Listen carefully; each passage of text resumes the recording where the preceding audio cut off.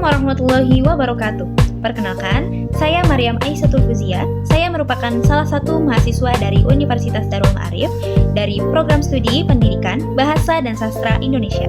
Pada video ini saya akan menyelesaikan penugasan dari mata kuliah Media Pembelajaran Bahasa Indonesia yang diampu oleh dosen Bapak Unes MPD. Selamat menyaksikan. Pada kali ini saya akan menjelaskan tentang konsep dasar media pembelajaran. Baiklah, kita akan memasuki materinya. Yang pertama, saya akan menjelaskan tentang pengertian. Pengertian media pembelajaran adalah segala sesuatu yang dapat digunakan untuk menyampaikan pesan atau informasi dalam proses belajar mengajar agar lebih mudah dipahami oleh siswa. Menurut beberapa ahli mendefinisikan bahwa media pembelajaran adalah alat yang digunakan untuk menyampaikan materi pembelajaran. Dan ada juga yang berpendapat, yaitu merupakan pendapat dari Heineck, Molenda, dan Russell, yaitu media adalah saluran komunikasi yang digunakan dalam pendidikan untuk menyampaikan informasi. Maka dari itu dapat disimpulkan bahwa media adalah sarana untuk menyampaikan atau mengantarkan pesan pembelajaran. Ketika media itu membawa pesan atau informasi tentang pembelajaran, maka media itu disebut sebagai media pembelajaran. Baiklah, dari pengertian yang sudah dipaparkan tadi, kita akan memasuki ke dalam poin ciri-ciri media pembelajaran.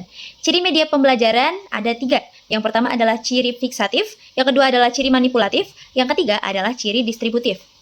Nah, yang pertama, ciri fiksatif, yaitu media bisa menyimpan dan memutar ulang informasi, seperti contoh foto, video, ataupun rekaman suara, di mana di dalamnya bisa mengandung materi ataupun yang akan disampaikan guru kepada murid, berupa materi pembelajaran yang disajikan dengan berbentuk fisik ataupun non-fisik. Maka dengan adanya ciri fiksatif ini, media itu bisa menyimpan dan memutar ulang, di mana di dalam foto dan video tersebut meskipun diulang-ulang isinya tidak akan berubah. Dan biasanya bisa menyimpan juga berbagai durasi kejadian, yaitu masuk ke dalam ciri manipulatif, di mana waktu pelaksanaan yang ada di dalam video atau foto itu aslinya lama, tetapi bisa diringkas dalam media pembelajaran yang berupa video atau foto ataupun film animasi, di mana contohnya itu adalah proses pembuatan janin atau proses terbuatnya janin, di mana prosesnya itu aslinya atau pada nyatanya prosesnya itu lama, tetapi dibuat serinci mungkin, dibuat sedetail mungkin, namun dalam hitungan beberapa menit. Ataupun sebaliknya, dalam ciri manipulatif ini, di mana proses terjadinya suatu kejadian atau semisal kita menjelaskan tentang materi bencana alam, seperti contohnya gempa bumi. Nah, proses gempa bumi ini akan dinyatakan atau dijelaskan secara rinci di dalam suatu video atau suatu media pembelajaran.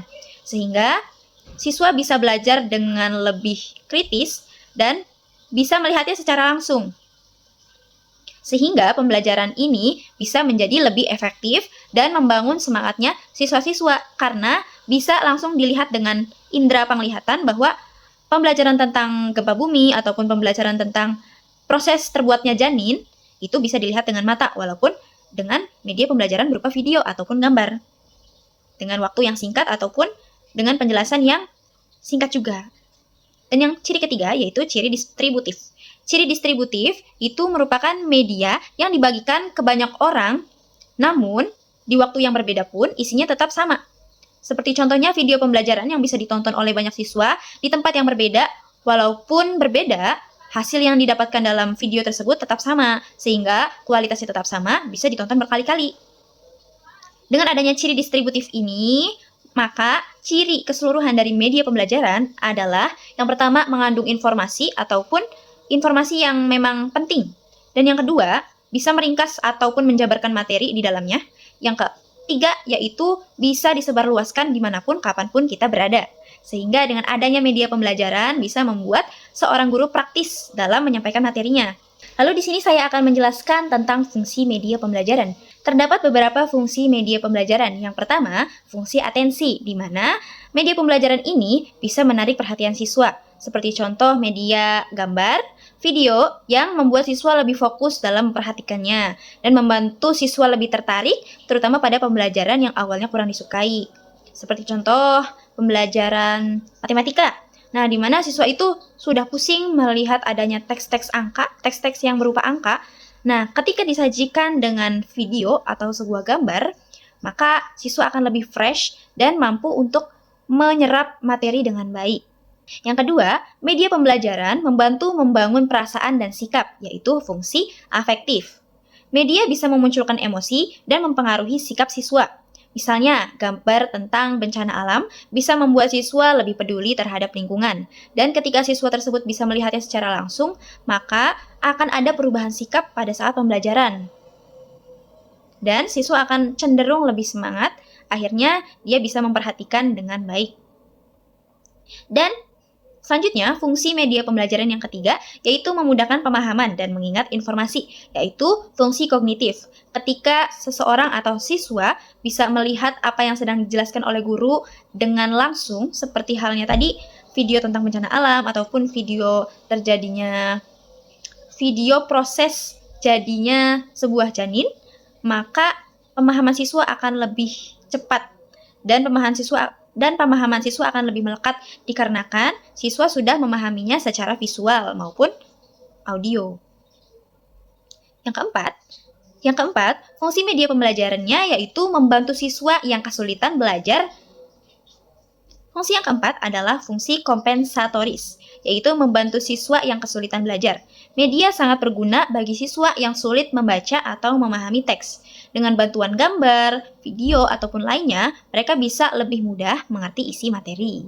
Ya, kesimpulannya, media pembelajaran memiliki fungsi untuk membuat belajar jadi lebih menarik, mudah dipahami, dan membantu siswa memahami materi dengan cara yang lebih visual dan interaktif. Baik, selanjutnya saya akan menjelaskan tentang jenis-jenis media pembelajaran.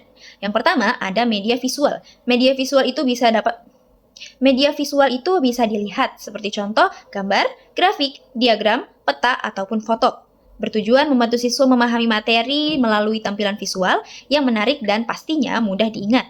Yang kedua adalah media audio. Media audio biasanya berupa rekaman suara, musik, ataupun podcast, di mana tujuannya membantu siswa belajar melalui pendengaran, cocok untuk materi berbasis cerita atau bahasa. Yang ketiga, media audio visual, di mana media ini menggabungkan antara visual dengan audio, sehingga membentuk satu kesatuan yang luar biasa, membuat media ini lebih sering dipakai menurut saya ya. Dan biasanya berupa video, film, ataupun animasi interaktif, di mana siswa akan cenderung lebih tertarik dengan media ini. Dan media yang keempat adalah media interaktif, seperti contoh e-learning, aplikasi pembelajaran, simulasi komputer. Bertujuan meningkatkan keterlibatan siswa dengan pembelajaran berbasis teknologi yang memungkinkan interaksi langsung. Yang keempat, jenisnya adalah media realita, di mana media ini lebih memperlihatkan siswa kepada kenyataan, yang biasanya berupa alat peraga, model, ataupun eksperimen laboratorium, di mana tujuannya memberikan pengalaman belajar nyata sehingga siswa dapat memahami konsep secara langsung. Yang terakhir adalah tentang prinsip-prinsip media pembelajaran. Yang pertama, media pembelajaran harus berprinsip efektivitas, di mana media pembelajaran yang harus digunakan adalah media yang tepat dengan sasaran dan dapat mencapai tujuan pembelajaran. Yang kedua, yaitu berprinsip relevansi. Media pembelajaran harus sesuai dengan tujuan pembelajaran, karakteristik siswa, dan materi pembelajaran. Yang ketiga, efisiensi. Media pembelajaran harus hemat biaya, mudah disiapkan, dan mudah digunakan. Yang keempat, kontekstual. Media pembelajaran harus mempertimbangkan aspek lingkungan sosial dan budaya atau sesuai dengan konteks. Yang keempat, dapat digunakan. Media pembelajaran harus dapat diterapkan dalam pembelajaran dan juga menyenangkan, supaya siswa bisa belajar dengan lebih semangat dan bisa digunakan dalam setiap materi pembelajaran juga. Yang terakhir, prinsip media pembelajaran adalah interaktif. Media pembelajaran dapat membuat proses pembelajaran menjadi lebih interaktif dan menimbulkan umpan balik. Baiklah, dari materi yang sudah saya jelaskan tadi dapat disimpulkan bahwa media pembelajaran adalah alat yang membantu proses belajar mengajar agar lebih efektif, menarik, dan mudah dipahami dan mudah diingat juga. Dengan menggunakan media yang tepat, sesuai dengan materi, sesuai dengan keadaan siswa, maka guru dapat menyampaikan materi dengan lebih jelas dan siswa juga bisa memahami pelajaran dengan lebih baik. Baik, sekian penjelasan dari saya. Mohon maaf bila ada kesalahan dan semoga bermanfaat. Wassalamualaikum warahmatullahi wabarakatuh.